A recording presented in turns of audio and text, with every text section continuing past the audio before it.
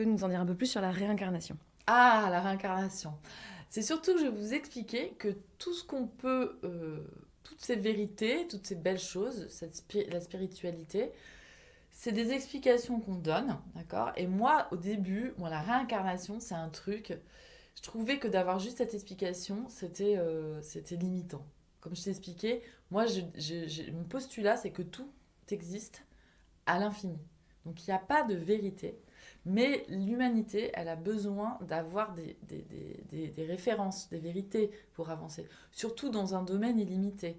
Donc on décide que l'âme, qui est quand même une partie de nous qui n'est pas dans le grand univers, mais qui est bien à l'intérieur de l'être humain, l'âme, c'est ta grande conscience, ce qui fait partie de l'intuition, on peut l'appeler comme ça.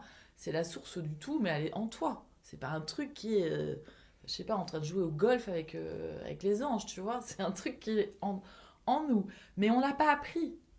On a appris ce que c'était que le corps physique, on a appris ce que c'était que l'émotionnel, on a appris ce que c'était que les pensées. Pourtant, les pensées, on peut pas les Les voir. matérialiser, ouais. Mais et ce qu'on appelle l'âme, ou en tous les cas cette intuition illimitée, ou le tout, bah en fait, on, on a décidé que c'était un truc à part qui était quelque part perché dans un truc un peu bizarre qu'on n'avait pas le droit d'approcher. Donc, tu as des cours de sport pour le corps physique, donc ça, on sait comment ça marche. Des cours de maths, de français, ben, pour ton mental. Mais tu n'as pas de cours d'intuition pour l'âme. Et